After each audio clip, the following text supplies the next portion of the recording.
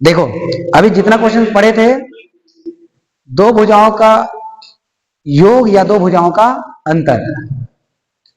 अब जो पढ़ने वाले हो वो सीधा सीधा तीनों भुजाओं का योग वाला प्रश्न है।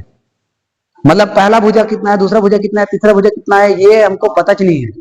अभी जो क्वेश्चन कर रहे थे उसमें एक एग्जैक्ट मान वाला भुजा मिल जाता था, लेकिन यहां पर ना पहला भुजा पता रहेगा, ना दूसरा, ना ही तीसरा। तो उस स्थिति में आप क्या करोगे उसको समझना, ठीक है। तो जैसे कि मैं प्रश्नावली का क्वेश्चन नंबर 5 करा रहा हूं, 13.1 का क्वेश्चन नंबर 5। पहले तो एक रफ चित्र बना लेंगे जो दिया है उसके अकॉर्डिंग। क्या नाम है बताओ तो त्रिभुज का? एबीसी। A B C. कोण भी बराबर 45 है, 70 अंश, और तीनों को मिलाकर 13 सेंटीमीटर, तीनों को मिलाकर, ठीक है। आप देखो, आप कोई एक भुजा दिया रहता तो एग्जैक्ट उस माप का आप बना लेते रेखाखंड या खींच देते रेखाखंड, लेकिन ना आपको ए बी मिला है, ना बीसी, ना एसी, कुछ भी भुजा नहीं मिला है। तो उस सिचुएशन में आप तीनों भुजाओं के योग के इतना सीधा सीधा रेखाखंड खींचोगे। कहने का मतलब एक रेखाखंड खींचोगे जिसका माप सीधा सीधा कितना रहेगा? 13 और उस रेखाखंड को आप ए बी सी किसी भी बिंदु से नहीं दर्शाओगे। क्यों नहीं दर्शाओगे? क्योंकि यदि हम ए बी का मान ही 13 सेंटीमीटर रख दिए तो अन्य दो भुजाओं के लिए क्या बचेगा, या अन्य भुजा का मान, मतलब आपको यह समझना है कि जो नया भुजा मिलेगा या जो हम 13 सेंटीमीटर खींचेंगे वो सीधा नया भुजा रहेगा, एकदम अलग नाम वाला, ठीक। तो आप चाहो तो एक्स वाई कर सकते हो, चाहो तो पी क्यू कर सकते हो, चाहो तो एल एम कर सकते हो, जो आप चाहो अपने से कर सकते हो। तो क्या से करेंगे हम? चलो एल एम बोल रहे हैं तो एल एम से दर्शाते हैं। अब यहां पर हमको जो प्राप्त होने वाला रेखा सीधा 13 सेंटीमीटर का खींचेंगे। चलिए 13 सेंटीमीटर का रेखाखंड कीजिए, ये सीधा अलग नाम रहेगा ना, एल एम। एकदम नीचे नहीं, एकदम नीचे नहीं, नहीं उतना भी नहीं चलेगा, बीच में बना लो, कॉपी के, कॉपी के बीच में कर लो। हाँ थोड़ा सा नीचे में रख लेना। सीधा सीधा एल एम बराबर 13 सेंटीमीटर खींचिए। जहां पर दिक्कत होगा, किसी को भी कोई मन में प्रश्न आएगा पूछ लेना। कंपास बॉक्स नहीं लाया? यही तो तेरा सबसे बड़ी कमी है। आज भूले था, आज नहीं किया थोड़ा, जिन दिन बुलावे तेरे दिन तो किया। आज पढ़ना चला, पहले ढूंढ के आना चाहिए घर से। तुरंत तुरंत प्रोसेस करेगा तब तो तेरे को समझ में आएगा ना। जो चीज को पढ़ना है उसको मत भूला करो। 13 सेंटीमीटर के रेखाखंड खींच दिए, नाम क्या था? एल। यहां तक प्रोसेस हो गया। अब आप कोणों को देखेंगे, कितना कितना अंश का कोण बनाया है हम लोगों ने? 45। और कितना अंश का? 70। तो बिंदु एल पर 45 अंश का कोण बनाओगे, बिंदु एम पर 70 अंश का कोण। चांदा रखो एल पर और 45 अंश का कोण बनाइए ऐसे। चांदा रखो यहाँ पे, चांदा रखने तो आता है ना, और 45 अंश का कोण बनाओ।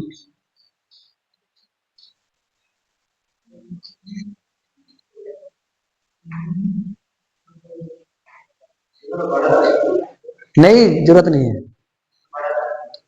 कोई दिक्कत नहीं है।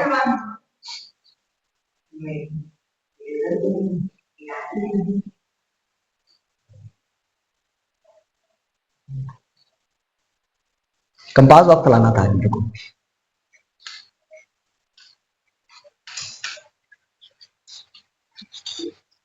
बताइए मेरे को बना लिए।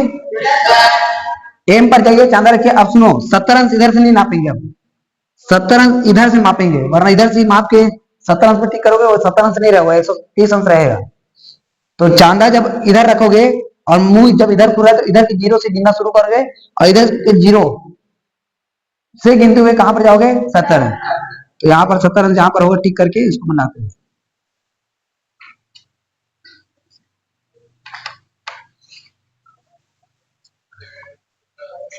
इसको x नाम दे दीजिए, इसको y नाम दे दीजिए।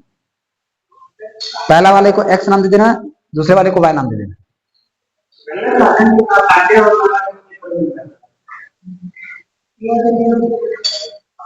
प्रतिच्छेद करे कोई जरूरी नहीं है, उस पर ज्यादा मत जाओ, मैं जितना बता रहा हूँ उतना करो। अभी कौन मत बनाओ, आप एक दूसरे को प्रतिच्छेद करा कोई जरूरी नहीं है, अभी वहां पर आवश्यकता नहीं पड़ेगा उसका। ये दोनों प्रोसेस आपने कर लिया, सत्यानंद कौन बन गया? ईसा।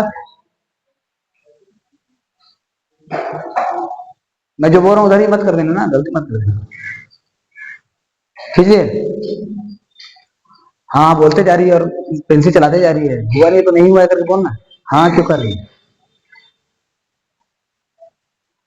अब सुनो, जैसे ही हम कोण प्राप्त करेंगे, आप इन दोनों का कोणों का खींचेंगे कोणार्धक। सुन लो पहले बात, आधा आधा का मतलब वो उस तरीके से आधा आधा नहीं, जैसे 70 अंश है, इसका तो आधा कर लेगा, कितना? 35। बताओ 45 का आधा कैसे करोगे? 22.5।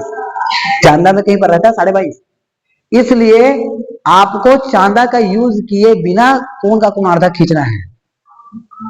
अब उसका प्रोसेस क्या कहता है, जो अभी 10वीं में आज जस्ट पढ़ाया था, तो आप लोग 10वीं के लिए इसको सोच के चलो। इसको मानोगे केंद्र, मानिए केंद्र, और केंद्र मानने के बाद कोई भी त्रिज्या से इस पर चाप काटेंगे ऐसे, कोई भी त्रिज्या से, एकदम बड़ा मत करना ना, एकदम छोटा। इसको केंद्र मानिए और यहां पर ऐसे चाप काटिए, इसको केंद्र मानकर चाप काटिए। अरे दिखाओ मत, आप लोग कर लोगे इसको। इसको केंद्र मानकर चाप काटिए। चाप काटने का काम हो गया। प्रोसेस को समझना, कोणार्धक का प्रोसेस। चाप काट लिए आप लोग,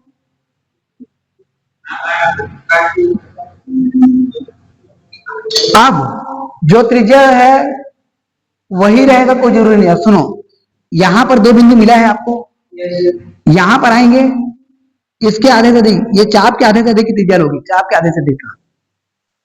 चाहो तो चाप इतना ही ले सकते हो, कोई दिक्कत नहीं है, लेकिन चाप के आधे से अधिक की त्रिज्या लोगे, और एक चाप फिर यहां पर से इधर काटोगे, ऐसे इधर काटोगे ऐसे, यहां पर के बिंदु को केंद्र मानकर। हो गया? इसको केंद्र मानकर चाप काट दिए, इसमें जाओगे, अब इस बिंदु पर ऊपर वाले में जाओगे, वही त्रिज्या है, इसको केंद्र मानकर फिर चाप काटोगे ऐसे, इसको केंद्र मानकर। अब इसको मिलाते हुए आगे की ओर ले जाओगे, दूर तक ले जाना इसको ऐसे,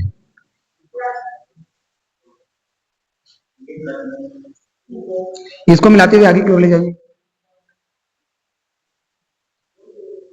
प्रोसेस समझ में आया कोणार्धक का? कोई भी त्रिज्या से हमने क्या काटा? चाप, फिर यहां पर आए, ऊपर चाप काटे, फिर यहां पर आए, ऊपर चाप काटे, फिर इसको मिलाते हुए आगे की ओर बढ़ा दिए, ये जो मिलेगा ये रहेगा कोणार्धक। अब सेम प्रोसेस इसके लिए करिए। अब इसका कोणार्धक किसको बताओ? इसको केंद्र मान के चाप, इस वाले प्रोसेस को अपनाओ, केंद्र मान के चाप काटिए ऐसे, केंद्र मान के चाप काटने के बाद यहां पर से चाप, यहां पर से चाप, फिर इसको मिलाते हुए एक रेखा खींचिए।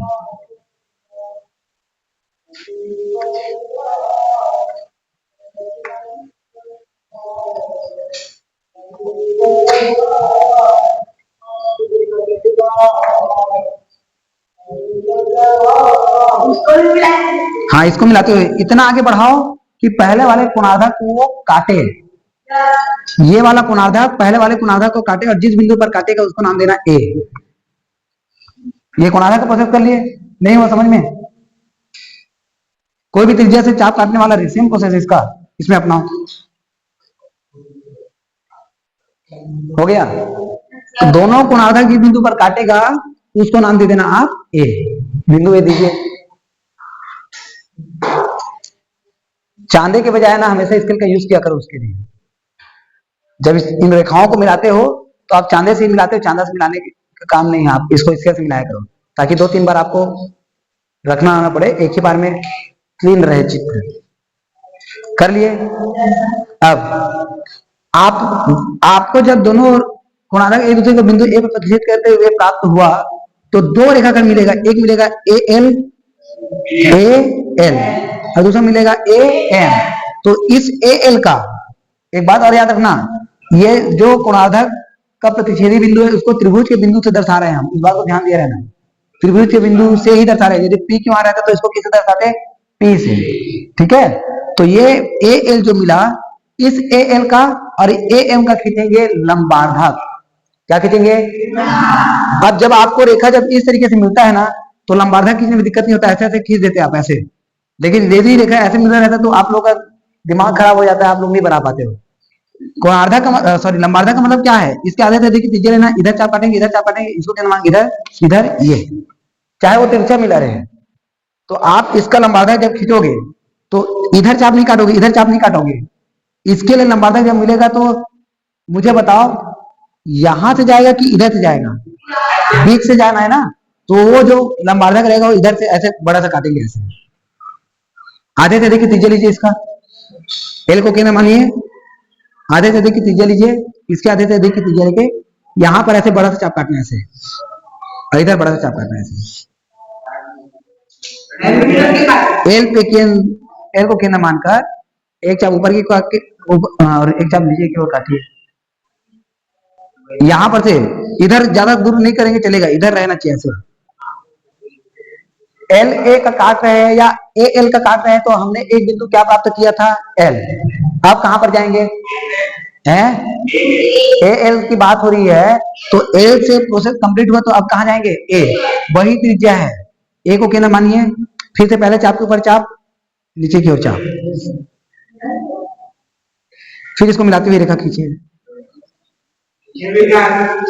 अब ये मत सोचना कि इस पर ही स्पर्श करते हुए जाएगा, क्योंकि मैंने बना दिया ऐसे, कोई जरूरी नहीं है, आप उससे कोई मतलब नहीं रखेंगे। आप इन दोनों को बस मिलाइए, और यहां पर जो बिंदु मिलेगा एल एम पर जो बिंदु मिलेगा उसको आप नाम दीजिएगा बी। इस बिंदु को नाम दे दीजिएगा बी। ए के बाद बी इधर प्राप्त होने वाला है। ठीक, अब हम सेम प्रोसेस जो ए एल के लिए किए थे, अब किसके लिए करेंगे? A M.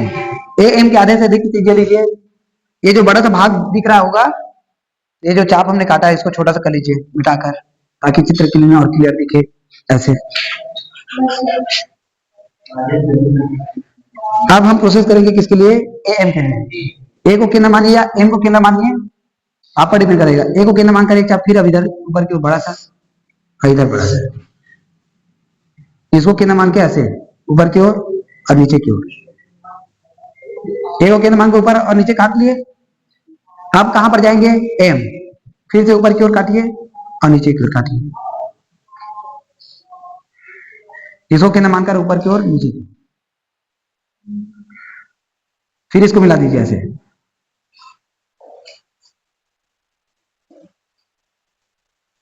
और इसको मिलाते हुए, इस लंबार्धक को मिलाते हुए रेखा खींचोगे, ये जो बिंदु रहेगा उसको आप नाम दे देंगे सी।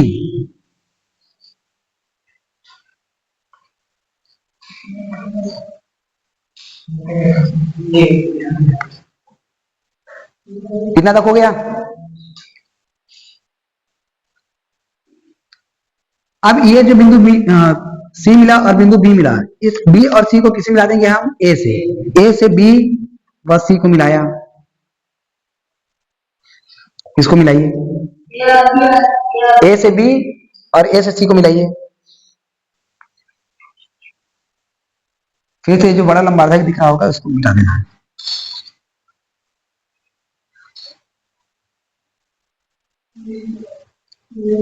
हो गया इतना? अब आप एक काम करिए, ए बी को, बी सी को और ए सी को मापिए।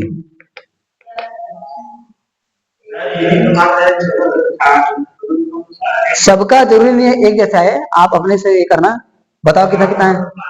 4.7। और अगला बी सी का 4.0। और जिसका जितना आ रहा है उतना लिखो ना,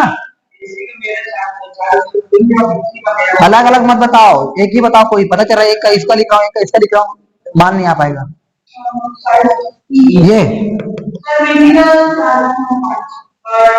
ए बी का कितना है? 13 ही बता पूरा, एक ही का लिखना भाई। बी सी का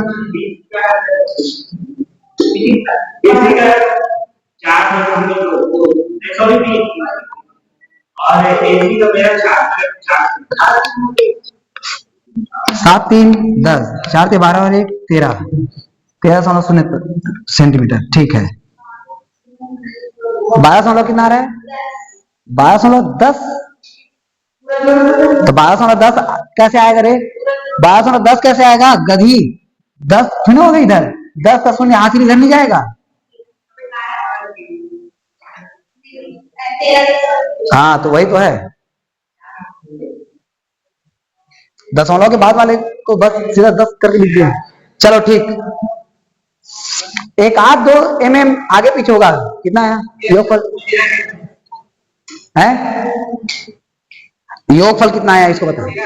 13.2 आ रहा है। 14.2 कैसे आ सकता है भाई? लिखा जोड़ने आया है।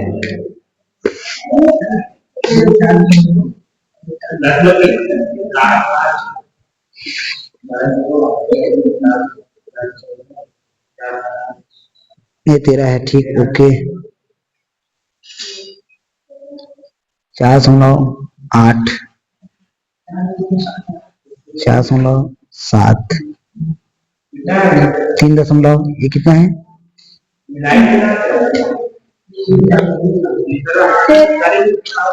3 को 4 करके कर दिया। एक आध का आगे पीछे हो सकता है, जिसको आप इधर से एडजस्ट कर लोगे, करना है आपको। 13.2 आ रहा है, मैं क्या बोला था तेरे को, ईमानदारी से दिखाना है। मान लो हम एक पॉइंट आगे पीछे हो जाता है, थोड़ा बहुत आगे पीछे रहता है, तो आप इसको 1 पॉइंट कम कर दीजिए, इसको 1 पॉइंट कम कर दीजिए, फिर योगफल में 13 लिखिए, ठीक है। थोड़ा बहुत आगे पीछे रहता है क्योंकि यहां पर जो मिलाने का तरीका रहता है वो कभी कभी थोड़ा बहुत आगे पीछे हो जाता है। उस स्थिति में आप ईमानदारी दिखाते हुए 13.2 मत लिख देना, योगफल हमको क्या दिखाना है? 13 ही दिखाना है। तो इसको कम ज्यादा करके योगफल में क्या रखना है? 13। अरे आवाज ज्यादा करते हो फालतू। चलो अब चलते हैं हम रचना की पत्ती हो।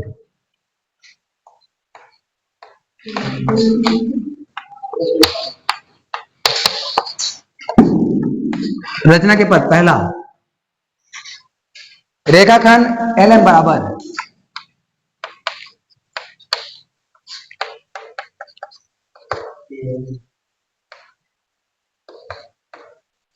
13 सेंटीमीटर खींचा।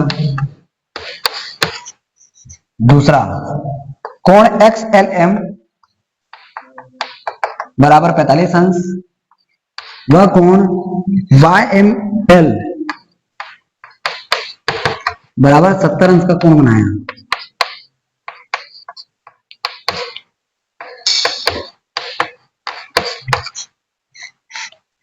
तीसरा कोण एल तथा कोण एम का कोणार्धक खींचा। इसमें ये त्रिज्या लेकर चाप काटे फिर चाप काटे, ये वो प्रोसेस नहीं करेंगे, इसको लिखने की जरूरत नहीं है। आप डायरेक्टली सीधा लिखोगे कोण एल तथा कोण एम का कोणार्धक खींचा जो एक दूसरे को बिंदु ए पर काटा। ये आपने त्रिज्या लिया फिर यहां पर गए फिर हमका ढमका ये नहीं लिखेंगे, आप डायरेक्टली कोणार्धक खींचा करके जाएंगे ना। कोण एल व कोण एम का कोणार्धक खींचा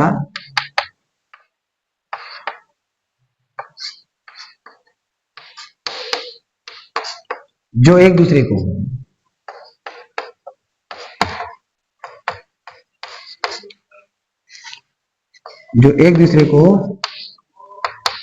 बिंदु ए पर काटा।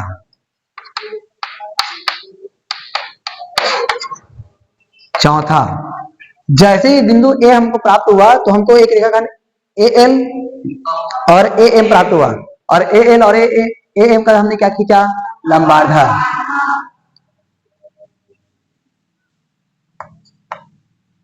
ए एल व ए एम का लंबार्धक खींचा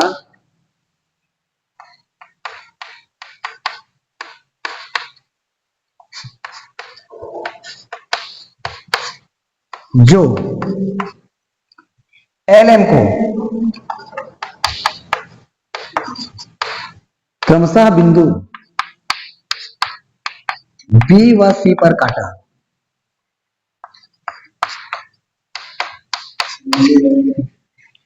पांचवा, ए से बी व सी को मिलाया, ए से बी व सी को मिलाया,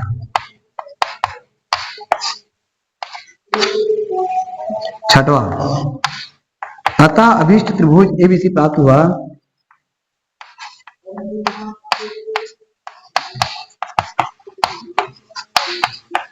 अच्छा, एक चीज और ध्यान देना, कोण बी पर कोण चांदा रख के देखना और कोण सी पर चांदा रख के देखना। बी पर 45 अंश ही मिलेगा कंफर्म है, और कोण सी पर भी 70 अंश ही मिलेगा कंफर्म है। ठीक है, अभिष्ट त्रिभुज एबीसी प्राप्त हुआ जिसमें A B plus B C plus A C है कि सी ए दिया है, क्या दिया है क्वेश्चन में? ए बी सी है ना, बराबर जितना जितना मिला है। जैसे यहां पर मुझे मिला 4.7 प्लस 4.3 प्लस 4.0 बराबर 13 सेंटीमीटर, व कोण बी बराबर 45 अंश, कोण सी बराबर 70 अंश है। ये हो जाएगा आंसर। आपको जितना जितना मिला है आप यहां पर उतना उतना ही दर्शाओगे। ठीक है, इस तरीके से आप इस क्वेश्चन को बनाओगे। वैसे भी बहुत दिन हो गया था, अंशु का ये मांग था कि सर बता दो, सर बता दो, 2 दिन हो गया ना रे। हाँ चलो, बहुत बढ़िया, खुद से भी करना बहुत अच्छी बात है।